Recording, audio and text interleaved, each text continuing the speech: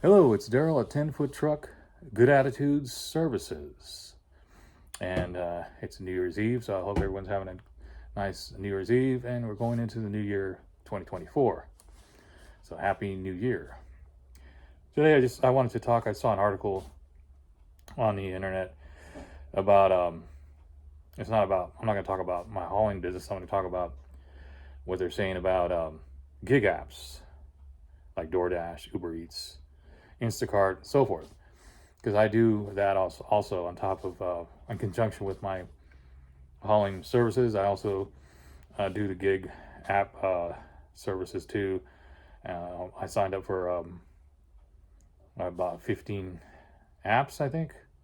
Let me see: Instacart, DoorDash, Uber Eats, Grubhub, Shipt, Roadie, Curry, Sempex,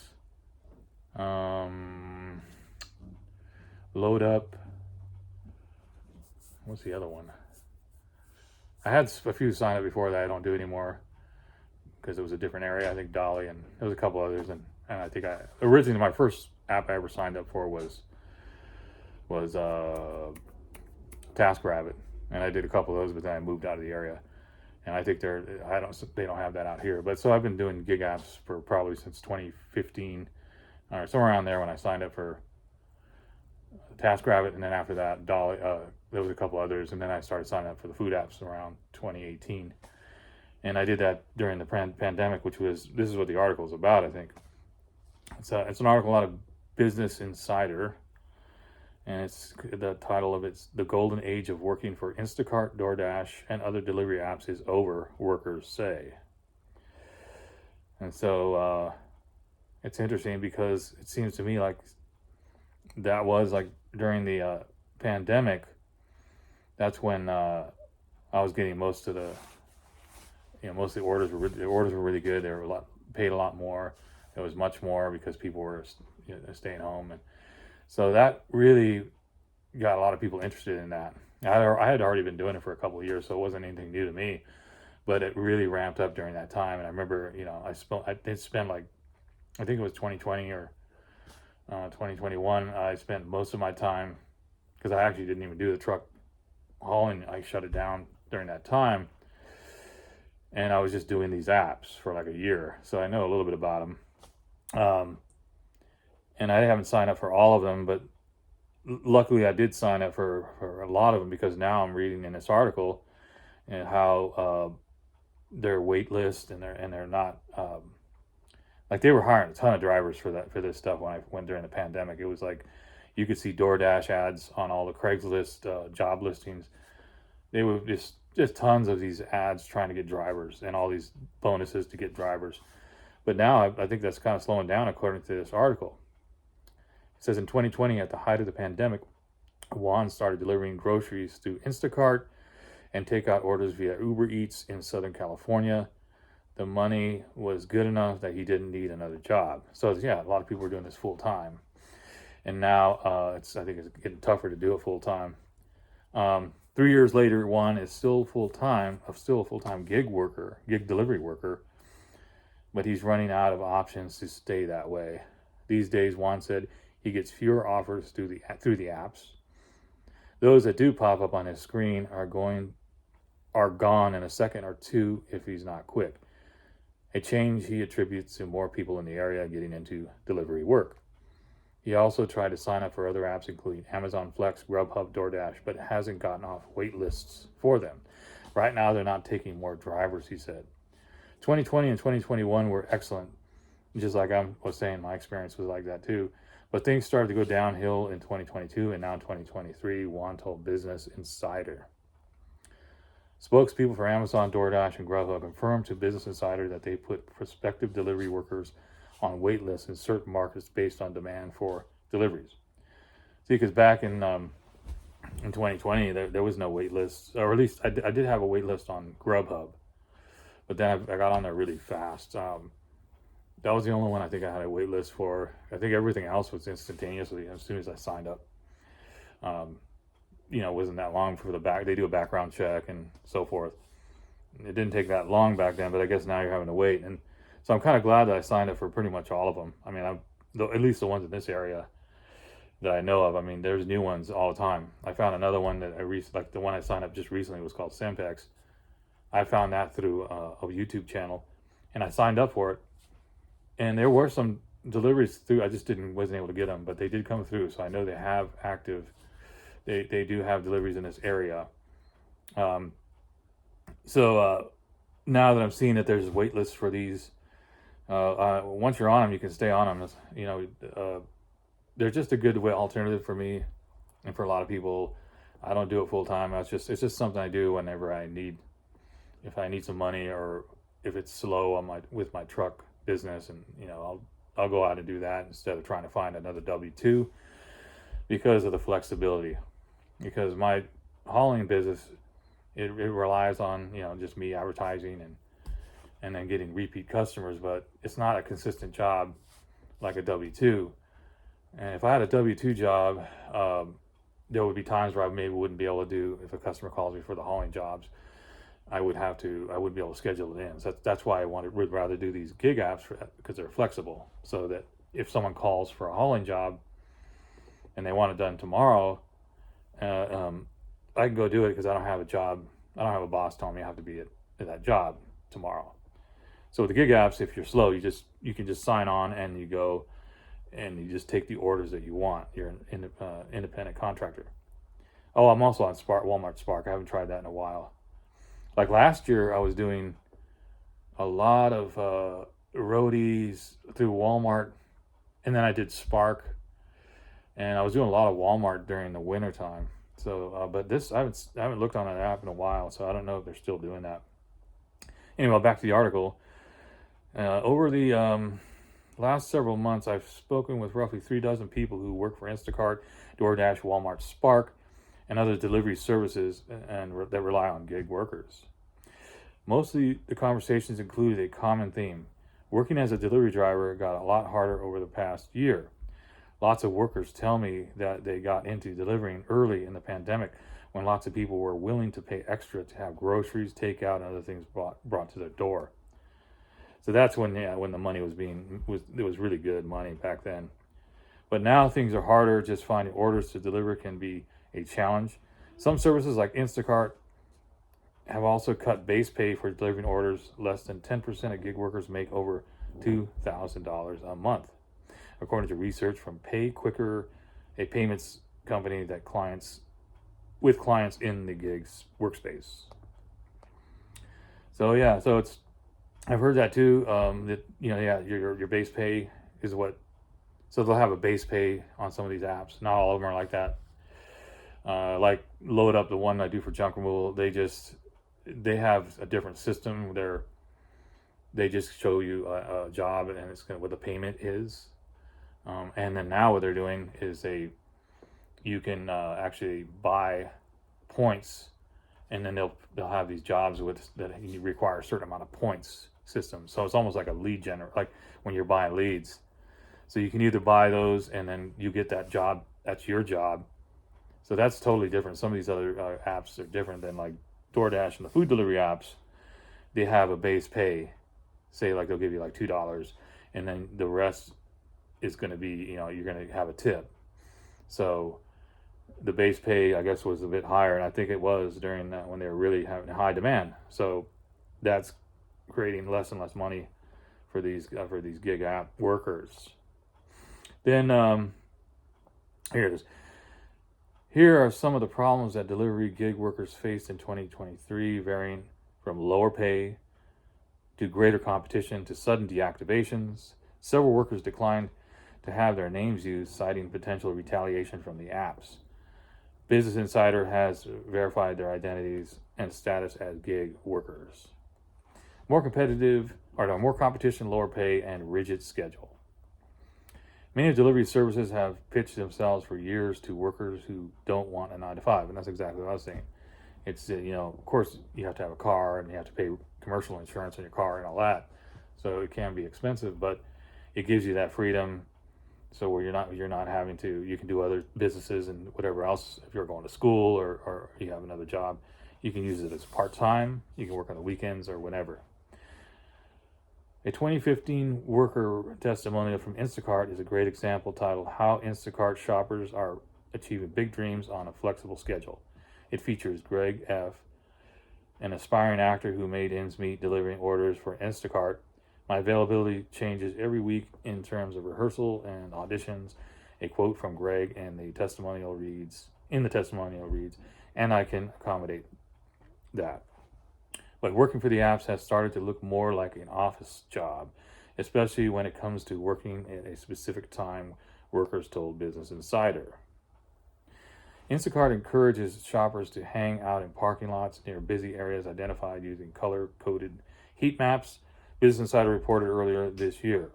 The company says that being near a busy store improves shoppers' chances of is that word? I've never seen that word before. Let me see. The company says that being near a busy store improves shoppers' chances of stanching orders.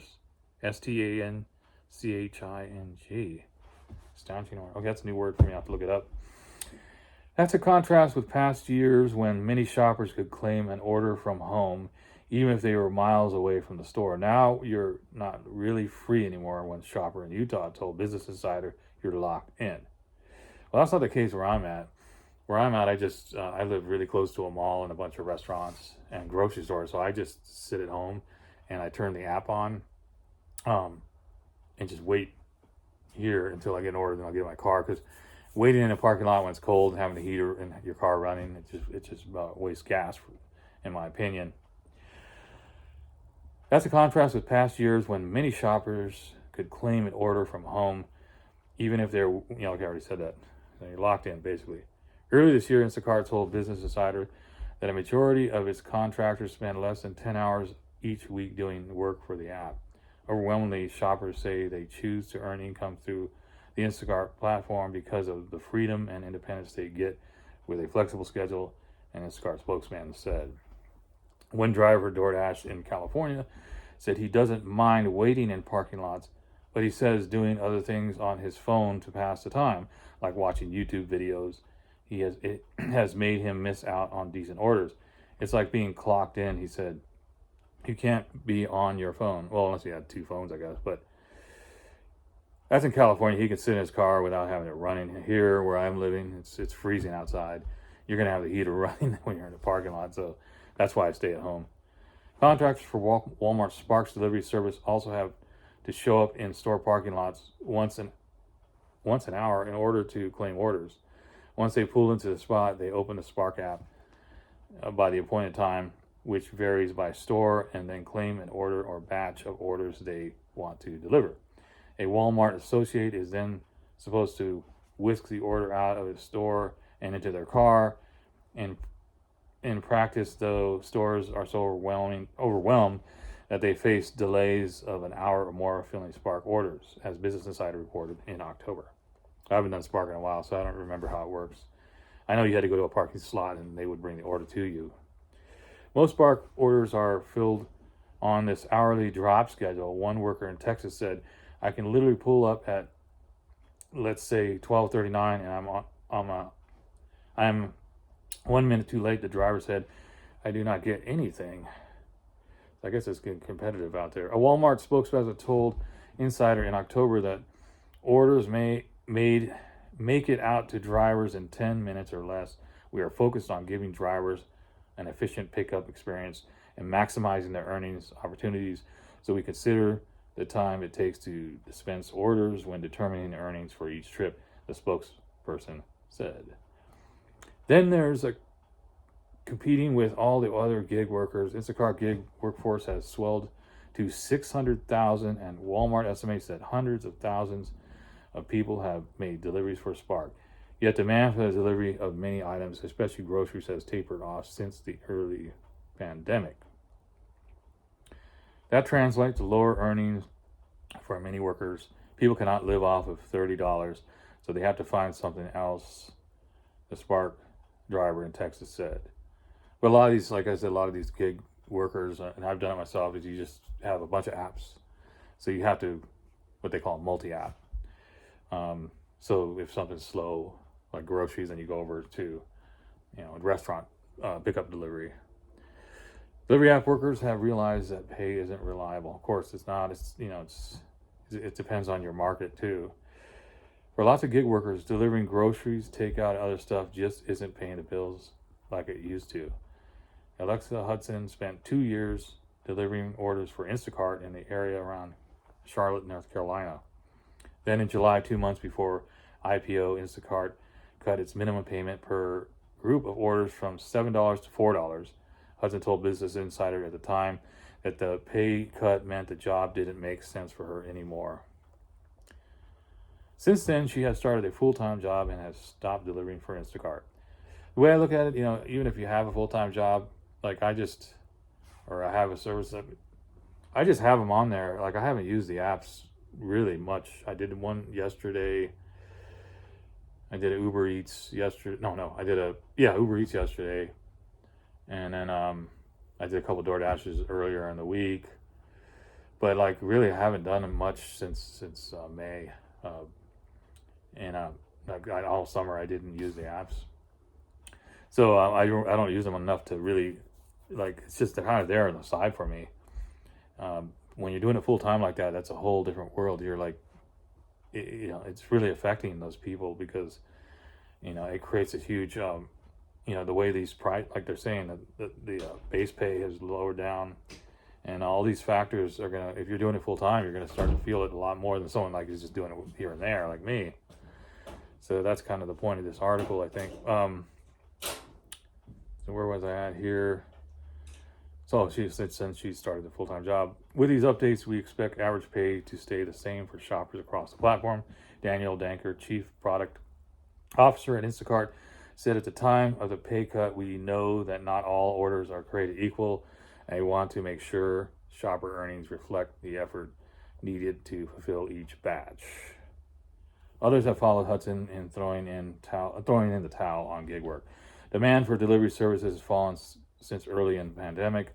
A report from the Bank of America Institute published in April found at the same time wages for most full-time jobs have risen, leading many who relied on gig work for their income to apply for 9-to-5 work, according to the report.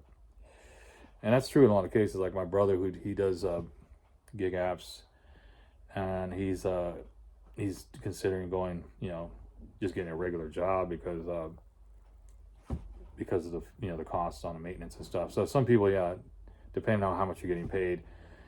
I personally just it's the flexibility more that interests me more than the pay a lot of times. I mean, it depends on how I look at it. I only pick when I'm doing the gig apps. I'm only choosing the ones that make sense for me per mile on a car. It has to be at least $1 a mile minimum. I like a little bit more, but that's the main thing. It has to be round trip. So I just don't take it if it doesn't make sense for the having the cost of your vehicle. So that's how I look at it. An old-fashioned job might also come with more security than working for a gig apps. Some independent contractors have learned the hard way that you can be booted from the app for an honest mistake at the Walmart self-checkout. So they can just deactivate you for whatever. So that, it isn't, that's why you have to, if you're going to do these apps like I was doing, I just signed up for a bunch, and some I've never used at all. Like I think I have like 3 of them that I've never even used. But it's just, if something comes up that's worth it on that app, then, and I can take it and I can do it, it makes sense for me, I will do it. But I can see what their point in that. Many gig workers told Business Insider in October that once deactivated, they have little, if any, opportunity to appeal the decision to get reinstated. The companies, including Instacart, Grubhub, DoorDash, and Uber, said that they have appeals processes and that the drivers who haven't done anything wrong can be reactivated.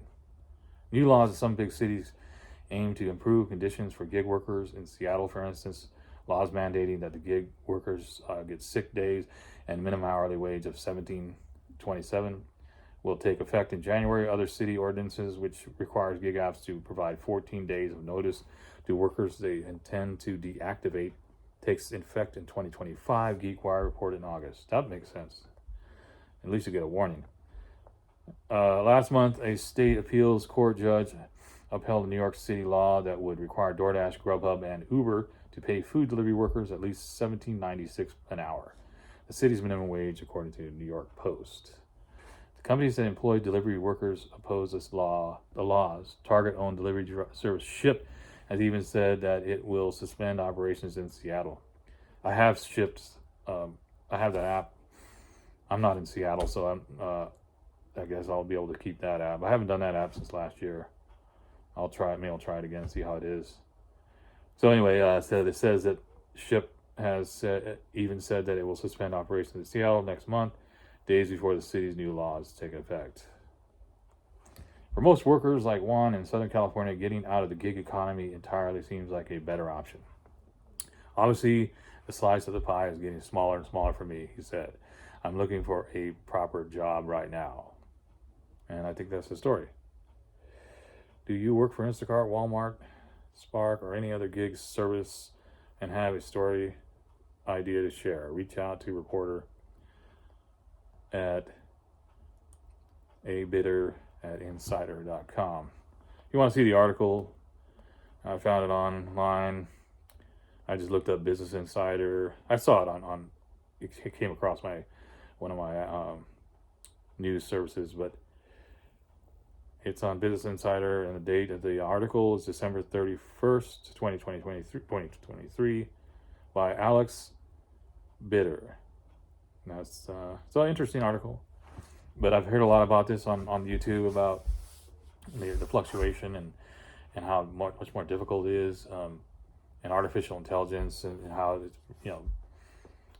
the technology is going so fast now. I mean, these apps weren't around. Like, the first time I saw them was in 2015, like I said, when I signed up for TaskRabbit. And then, of course, I'd heard about Uber in 2010 or 11, but it really hasn't been around that long. So, it's kind of a new thing, and now we're seeing it being a less lucrative. It's not as lucrative as it was, I guess, and it makes sense because during pandemic, people were staying home, ordering groceries, ordering food, and they're not doing as much as they used to. So, and then there was all these people who were interested in that work, and they signed up. So then you get a huge supply of drivers. The demand is going down. It makes sense.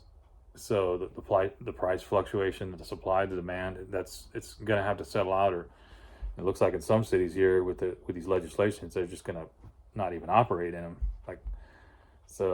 And I've heard there's going to be a bunch of other legislation too in 2024. I just don't know anything. I don't know how that works, but I've heard that it's going to affect some of these gigs and independent contractor type jobs.